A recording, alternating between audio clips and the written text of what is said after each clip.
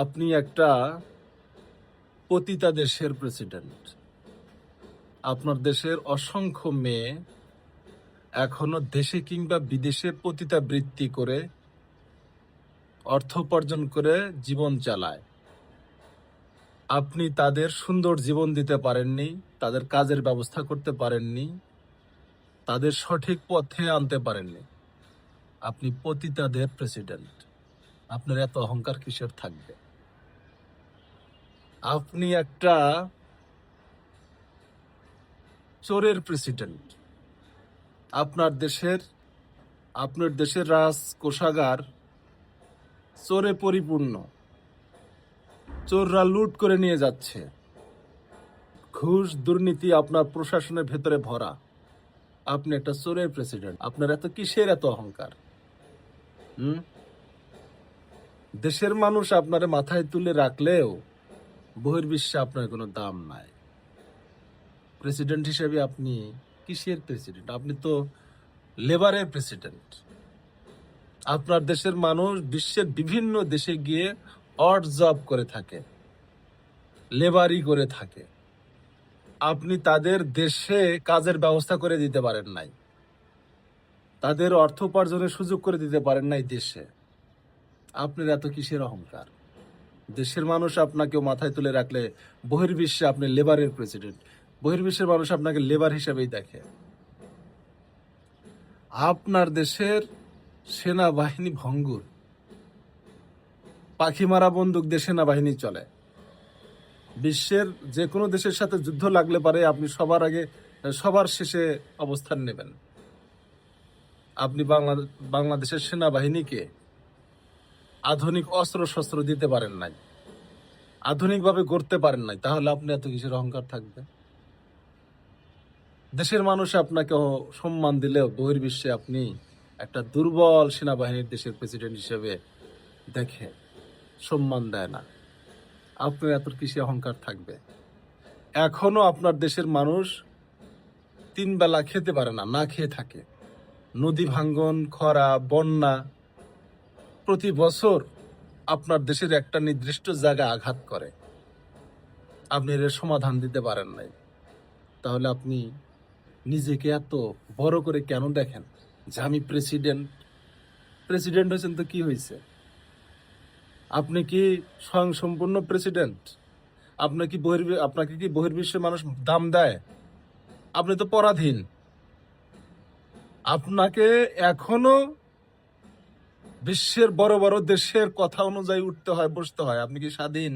আপনি একটা পরাধীন দেশের ভঙ্গুর প্রেসিডেন্ট। সো আমি একটা কথাই, একটা বার্তাই আপনাকে দিতে চাই, সেটা হচ্ছে আপনি বললে আপনার দেশের মানুষ শুনবে। দেশের প্রত্যেকটা মানুষকে মনোযোগ দিয়ে কাজ করতে বলেন, অর্থনৈতিক স্বাবলম্বী হতে বলেন, চুরি করা বন্ধ করেন, নিজের অর্থনৈতিক অবস্থাকে স্ট্রং করেন, শক্তিশালী করেন, নিজের দেশের মানুষকে ভালো রাখেন, সম্মানিত করেন। দেখবেন সারা বিশ্বের কাছে আপনি একটা ক্ষমতাধর শক্তিশালী প্রেসিডেন্টে পরিণত হবেন। আপনাকে দেশের মানুষ যেরকম সম্মান করবে, বিদেশের মানুষও যাতে সেই পরিমাণ সম্মান করে, সেই ব্যবস্থা করেন, তাহলেই আপনি পরিপূর্ণ প্রেসিডেন্ট। আমি বলবো আপনার দেশের যে মেয়েরা খারাপ কাজ করে জীবনযাপন চালাচ্ছে, তাদের কাজের ব্যবস্থা করেন। আপনার দেশের সেনাবাহিনীকে শক্তিশালী করেন। আপনার দেশের পুলিশ প্রশাসন থেকে শুরু করে প্রশাসনের সকল জায়গাতে চোর মুক্ত করেন, দুর্নীতিমুক্ত করেন। আপনার দেশের প্রতিটি মানুষকে, প্রতিটি বেকার যুবকদেরকে দেশেই কাজের ব্যবস্থা করে দেন, সুযোগ করে দেন।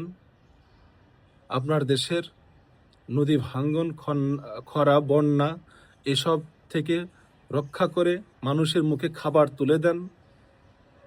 আপনি হবেন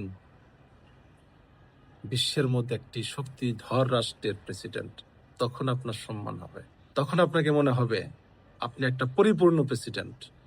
তো প্রেসিডেন্ট শুধু প্রেসিডেন্ট বাংলাদেশের চামচাদের কাছে মহান হয়ে থাকলে চলবে না, সারা পৃথিবীর কাছে আপনাকে মহান হতে হবে, শক্তিশালী হতে হবে, শক্তিধর হতে হবে।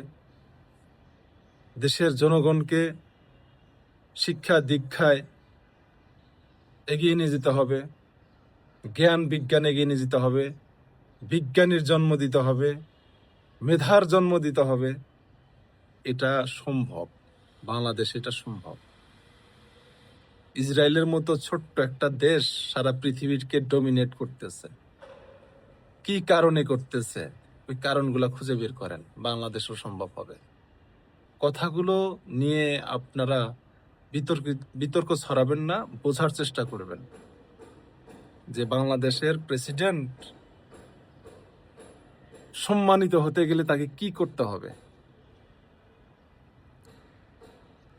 বাংলাদেশই পারবে, বাংলাদেশ দ্বারাই সম্ভব পৃথিবীতে এমন একটা রাষ্ট্র গঠন করা যখন বাংলাদেশের প্রত্যেকটা মানুষ এক সুরে কথা বলতে পারবে, এক ভাষায় কথা বলতে পারবে, এক পররাষ্ট্রনীতিতে আগাতে পারবে, তখনই সম্ভব।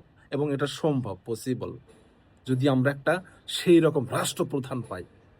হ্যাঁ, যিনি যেমন দেশের মানুষের সাথে আপোষহীনভাবে চলবে, বিশ্বের যে কোনো দেশের সাথে আপোষহীনভাবে চলবে, তার সততায়, তার নীতিতে, তার বিচারে, সব জায়গায়।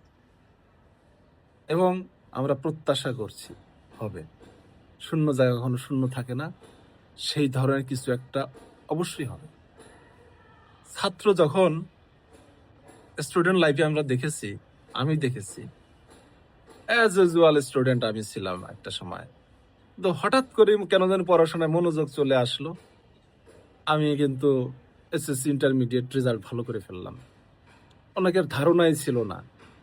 হ্যাঁ, এইরকম যে যদি কাউকে মনে করেন যে না তাকে হবে না, তার অতীত এই, তার অতীত সেই, তাহলে ভুল বলবেন। সে যদি চায় যে অতীতে কি হয়েছে আমি বর্তমান নিয়ে আসি, বর্তমানে নিজেকে তৈরি করবো এবং বর্তমানে ওই ধরনের একটা প্রেসিডেন্ট হিসাবে আমি নিজেকে দাঁড় করাবো, পসিবল, সম্ভব।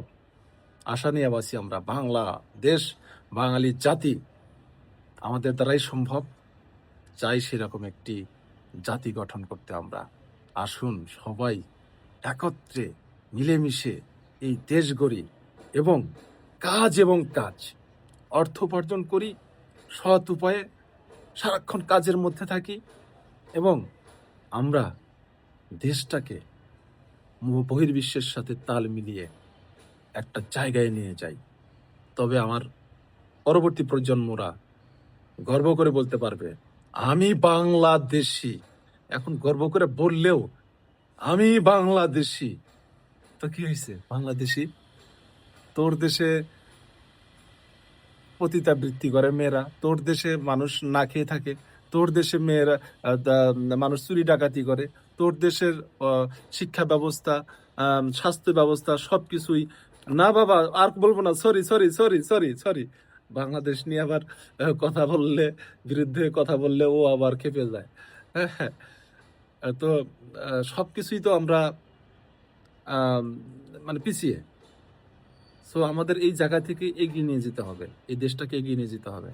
হ্যাঁ, শুনছি তো, বুঝছি তো, মানুষ বুঝবে তো। ঠিক আছে বাবা, হ্যাঁ, তো ঠিক আছে, সবাই ভালো থাকবেন, সুস্থ থাকবেন, আল্লাহ হাফেজ।